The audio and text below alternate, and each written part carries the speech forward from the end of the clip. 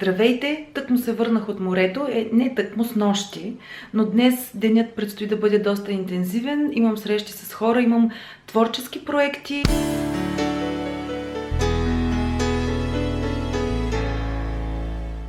Дано интересните хора, с които ми предстои да се срещнат, да разрешат да ги снимам и разбира се да кажат по няколко думички. Така че много исках да заснема този ден, за да ми е и като спомен и тъкмо да видите как протича един ден без офис.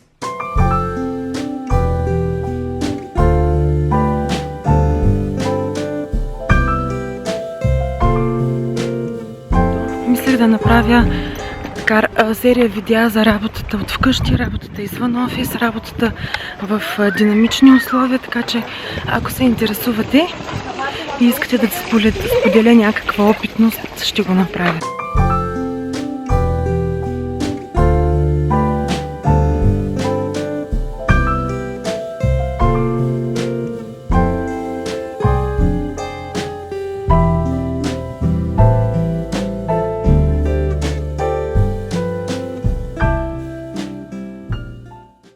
Много красив софийски ден.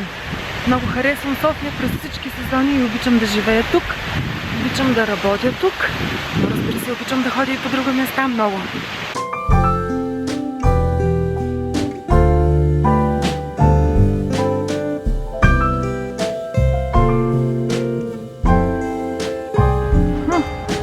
Какво намирам тук? Перото било в ремонт, аз щях да ви го рекламирам. Все ще се намерим къде. В София хубави места, колкото си поиска човек. Намерихме се. Перото е в ремонт, но ще се намерим хубаво местенце. Отиваме в Мементо. Да, там също много ни харесва. Фрапе. И фрапе, между другото, правят и много хубави студени напитки с лед и плодове.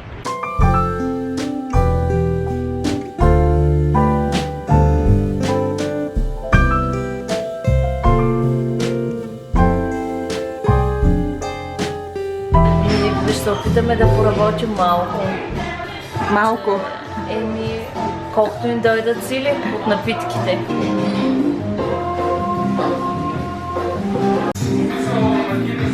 Сега сме на полезно видео, кога 3 дни по-късно какво. Какво направихме, Танче? Каква свършихме една равносметка бърза за последните няколко часа? Значи разработихме новата кампания, работихме доста върху онлайн продажбената книга и сега пътем продължаваме да говорим за обучение, тъй като не стигна време. Да, както винаги, то на нас винаги не ни стига.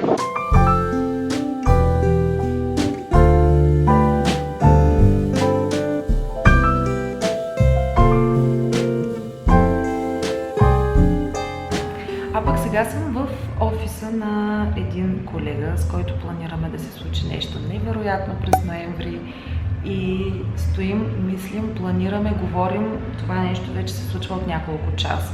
Кроим нещо тук, останете в течение, защото ще споделяме тепърва за какво става въпрос. Сега няма да казваме тайна. Вижте с кого. Здравейте!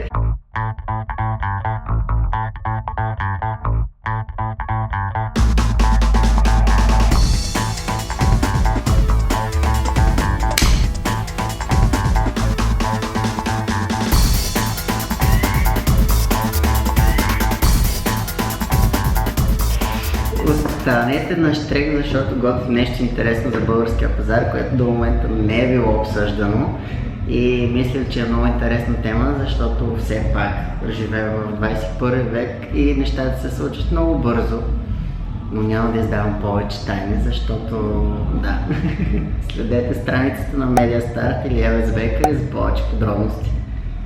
А пък ако ни познават достатъчно добре нас, може би ще се сетят за какво става въпрос.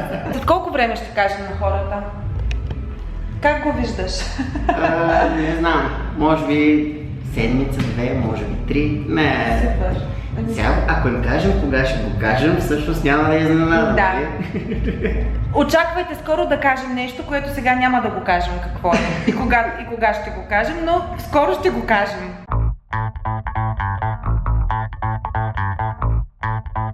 Супер. Трябва да видим на чая ще се оправя с мястото.